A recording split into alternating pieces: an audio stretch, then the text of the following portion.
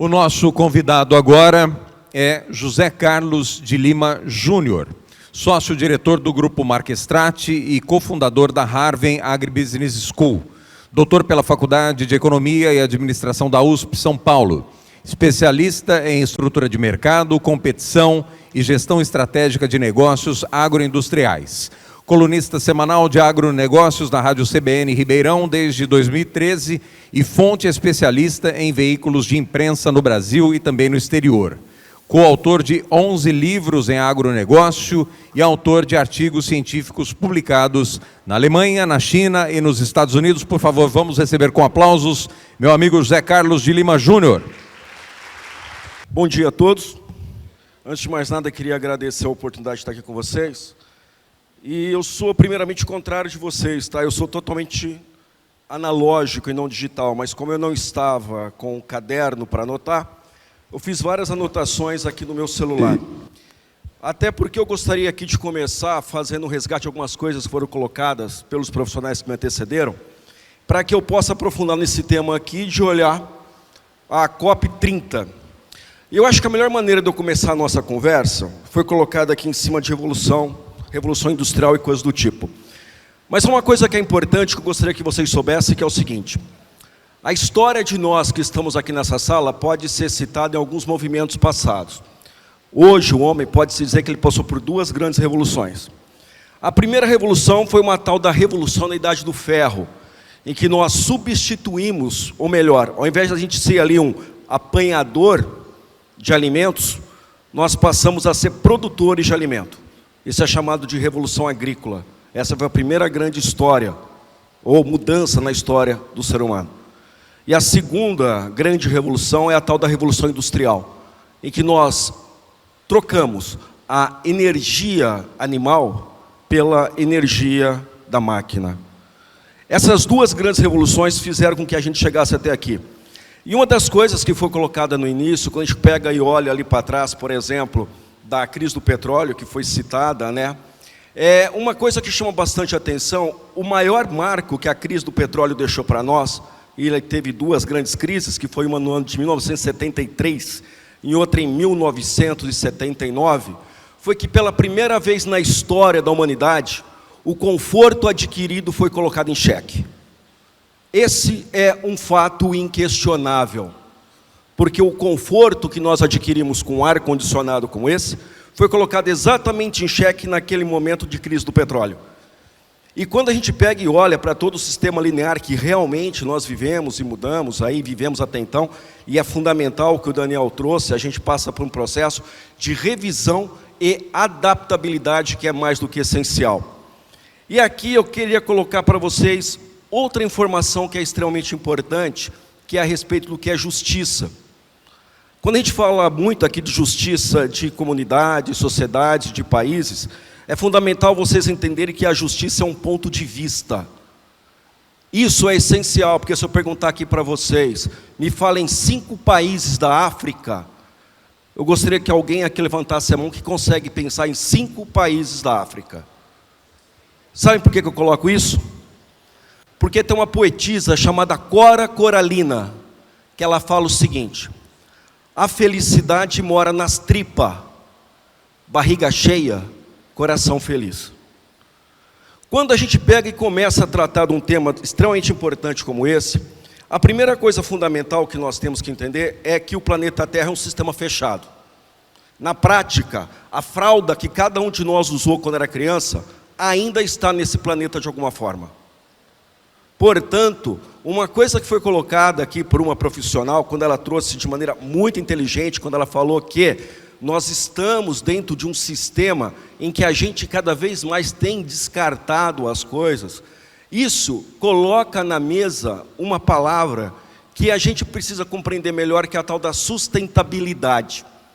E por que eu falo compreender melhor a fala do que é a sustentabilidade? Porque hoje é muito comum a gente falar um monte de palavras e usá-las à exaustão. E algumas palavras são ditas de maneira quase que repetitiva e constante.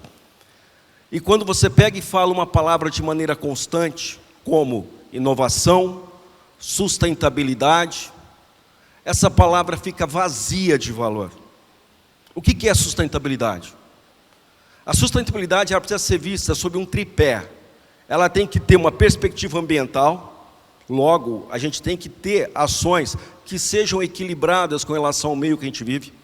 Ela tem que ter uma perspectiva social, ela tem que ter uma relação com as pessoas que a gente convive, e ela tem que ter uma terceira perspectiva, que é a perspectiva econômica, porque nós precisamos equilibrar todos os processos, pensando que precisamos sim ter uma mudança de comportamento em vias aqui de um futuro, vamos colocar, um pouco mais equilibrado.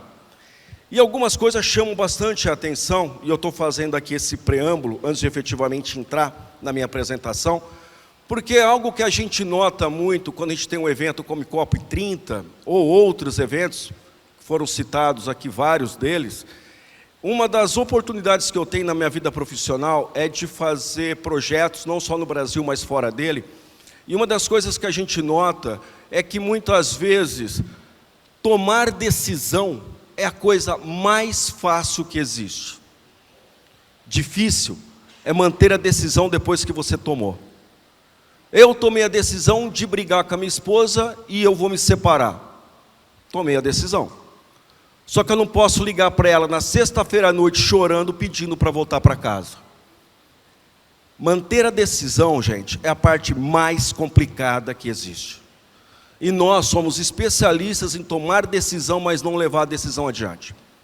E aqui é um ponto fundamental, porque como nós estamos numa sala com vários profissionais que vão assumir cadeiras, umas na parte privada, outros públicas, mas todos aqui serão profissionais, e ainda que estejam todos envolvidos nesse momento em fazer um projeto para ser apresentado, é fundamental vocês entenderem que há diferentes perspectivas, além daquela que vocês têm.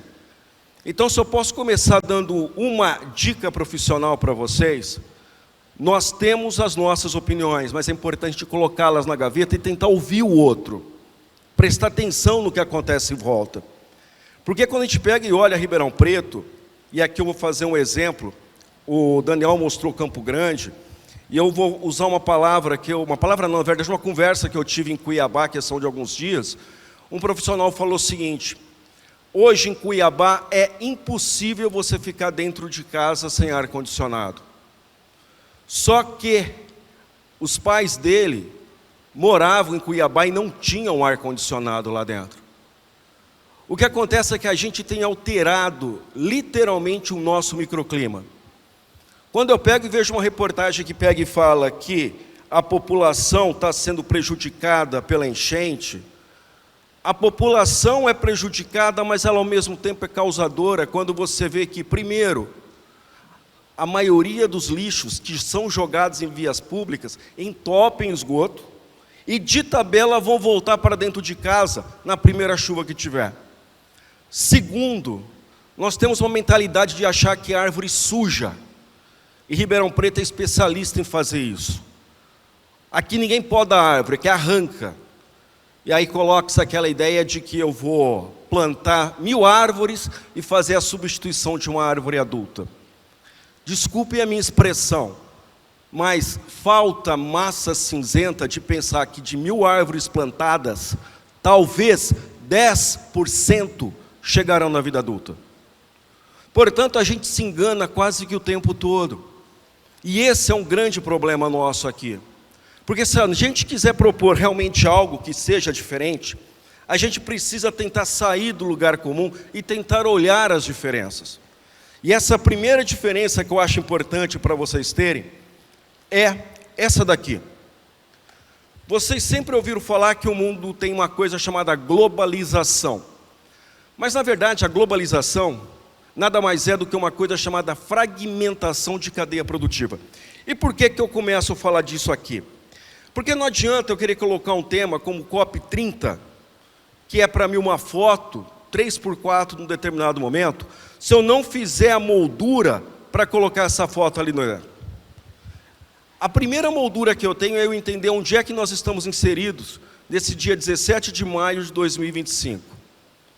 Hoje, quando se fala de globalização, na verdade o que você tem é toda uma fragmentação de produção que começou efetivamente aí nos últimos 250, 300 anos, em que hoje você pode falar que o mundo inteiro ele deve ser compreendido a partir de seus hubs comerciais. O que vem a ser isso? É comum falarmos que a globalização é o mundo inteiro, mas na verdade o mundo pode ser entendido a partir da perspectiva de 3 hubs. Você tem um hub chamado China, um hub chamado Estados Unidos e um hub chamado Alemanha, que obrigatoriamente chega mercadorias ali e dali vai para o mundo inteiro. Na prática, é como se eu estivesse em Ribeirão Preto e estivesse pegando um voo para, por exemplo, Salvador, Bahia. O avião vai sair de Ribeirão Preto, vai passar em Campinas, e de Campinas ele vai para Salvador.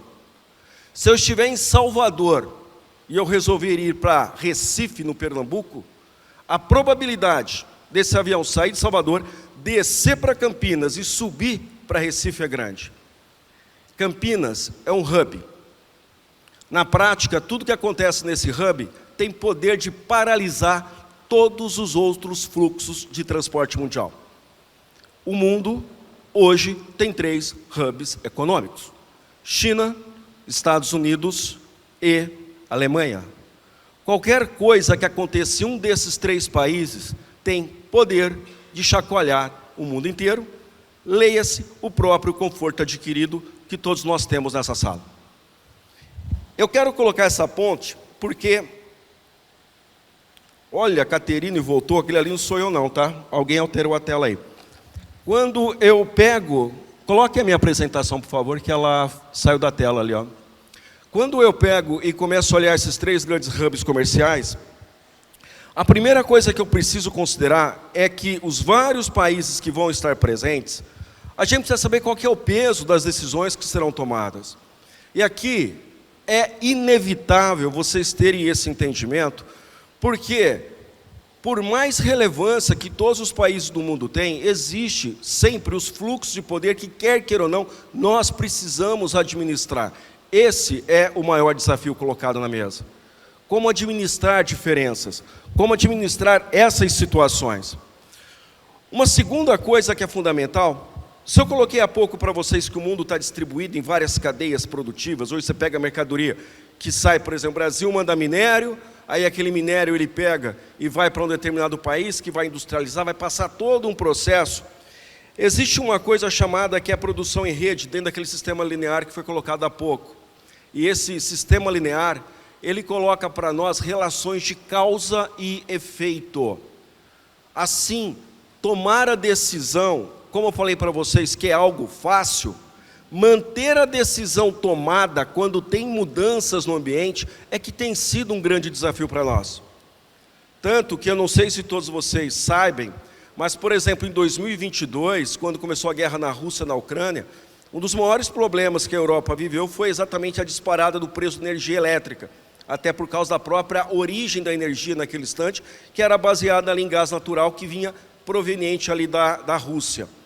E simplesmente a Alemanha, que é hoje um hub dentro da Europa, uma das primeiras decisões que eles fizeram foi reativar várias minas de carvão, destruindo vilas praticamente centenárias, que tinham histórias embutidas. Então, é muito interessante que a gente precisa tomar uma decisão, só que ao mesmo tempo o ambiente exerce às vezes pressão e a gente acaba postergando as coisas para o futuro. Isso é curioso quando eu pego, por exemplo, eu moro em Ribeirão Preto, que eu tenho aqui um mecanismo de transporte hoje, que comenta-se usar o biodiesel, mas a questão de 20 a 30 anos não utilizava energia elétrica. E agora, é curioso você pensar que há 20 anos tinha energia elétrica que alimentava ônibus, que foram retirados, começaram a andar em combustão, e agora eu vou voltar para biocombustível e eu estou propondo algo novo. É como se eu olhasse para trás, eu desse um passo para frente e um para trás quase que o tempo todo. Qual que é um grande problema que nós temos em termos de vegetação, como foi colocado? A maioria das pessoas hoje tem suas casas, não tem uma planta sequer plantada. Cimento. Ou quando coloca uma árvore na rua, coloca uma árvore que vai crescer 7, 8 metros e esquece que tem uma fiação que está a 5 da cabeça dele. Essa árvore vai ser retirada logamente. Ou seja, a adaptabilidade é fundamental para o nosso entendimento. Quando a gente pega e observa, por exemplo, onde entra todo esse movimento, toda essa situação, uma das coisas que chama bastante atenção, muda para mim a tela, por favor, que esse passador está com problema. Quando a gente pega e olha essas relações que nós temos nos últimos tempos, a gente percebeu que uma das maiores transformações que a humanidade teve foi a mudança em relação à esfera de poder. A questão de, vamos pegar ali até o final dos anos de 1900, início dos anos 2000, o poder poderia ser colocado entre poder público de um lado e o privado do outro. Agora nós temos um terceiro setor, então a lógica de governança mundial foi alterada. E é essa lógica de governança mundial que nós precisamos considerar e trabalhar, principalmente se a gente quiser fazer as coisas acontecer. Porque não falta investimento. O que falta é pegar o investimento e se preocupar com o resultado final que vai ser colocado. Eu já fiz vários projetos em que eu ouvi a seguinte frase cada vez que eu chegava no lugar: você é mais um, todo mundo vem aqui, ouve e escuta a gente, mas ninguém faz nada. Ou seja, ouvir é fácil, colocar para falar é mais fácil ainda. Até porque faz foto, fica super legal. A preocupação é, e o depois? Qual que é a preocupação que nós temos com a continuidade daquilo que nós estamos fazendo? E aqui eu coloco algo que é fundamental para a gente considerar, que é exatamente esse processo de transição, esse momento que a gente tem, puxa para mim mais uma, por favor, em que a gente tem que ter esse entendimento que há dois mercados que estão constituídos e que vão exercer pressão. Tem o mercado que nós atuamos, local, e tem um mercado mundial, que eu vou chamar aqui de mercado financeiro, que quer ou não, ele pode direcionar e redirecionar o tempo todo investimentos para determinadas finalidades. E num contexto como esse, passa mais duas telas para mim, por favor. O que é essencial a gente perceber é que todo o fluxo financeiro dos dias atuais, ele considera particularidades e contextos que precisam ser negociados. E isso, senhoras e senhores, vocês que vão assumir, várias lideranças daqui a alguns anos, é importante vocês saberem que negociar significa você entender o ponto de vista do outro e, mais do que isso, tentar equilibrar esse ponto de vista com um horizonte, digamos, que seja possível, factível. Porque nós queremos urbanizar, vou pegar o exemplo, Ribeirão Preto mais verde, 30% de vegetação, legal, mas serão plantas nativas? Não, a gente vai colocar espécies exóticas. Desculpa, gente, mas isso é enganar. É muito legal eu plantar 30% de vegetação em Ribeirão Preto com espécies que não são nativas da região de Ribeirão Preto. Não faz sentido. Eu quero que vocês percebam que a gente precisa fazer sentido para a nossa finalidade e para o nosso trabalho. Passa mais uma tela, por favor. Porque quando eu começo a olhar onde é que entra a COP30, gente, esse é o pano de fundo. A gente vive num mundo que, primeiro, dentro de 3 hubs comerciais, vocês têm aqui, se eu pegar 2024, toda a riqueza mundial gerada, a partir de uma coisa chamada Produto Interno Bruto, PIB. 24% do PIB mundial construído em 2024 teve origem nos Estados Unidos. 17% do PIB mundial teve origem na China em 2024. Portanto, o que eu acabei de falar é que 41% de toda a riqueza do mundo que foi girada em 2024 foi construída em 2 países. Na prática, se teremos 197 países na COP30, você vai ter um avião que tem 2 asas, uma asa com um motor chamado Estados Unidos com poder de empuxo de 24, uma segunda asa chamada China com poder de empuxo de 17, e todos os demais países, cada um sentado nessa aeronave, sendo que o segundo país, melhor, o terceiro país que tem maior PIB do mundo, chama-se Japão com 4% do PIB. Portanto, o Japão precisaria multiplicar por 4 para chegar em segundo lugar. Sabe o que eu acabei de falar para vocês? Que a economia mundial é um avião que tem uma asa direita chamada Estados Unidos, uma asa esquerda chamada China, e essas duas asas resolveram brigar com 195 países que estão ali sentados. Portanto, o problema não vai ser a COP30 tomar decisão, mas sim os responsáveis pelas decisões levarem adiante a decisão que foi tomada. Então aqui, o que eu queria colocar para vocês, para poder ter esse belo entendimento de todo esse contexto, é que o desafio está dado, e o maior desafio que nós temos começa dentro da nossa casa, a partir do próprio quintal. A gente fala de transição energética, de clima, mas todo mundo cimenta quintal, ninguém tem um vaso em casa. Eu tenho a visão de que a árvore suja, e lá eu vou arrancar a árvore. Ou eu tenho uma visão de que a culpa é da prefeitura, porque inundou, mas eu não me incomodo de jogar lixo na rua. Aí o bueiro vai ficar entupido. A civilidade é a base da transformação do mundo que a gente precisa. Porque, como eu coloquei para vocês, nós passamos por duas grandes revoluções no passado.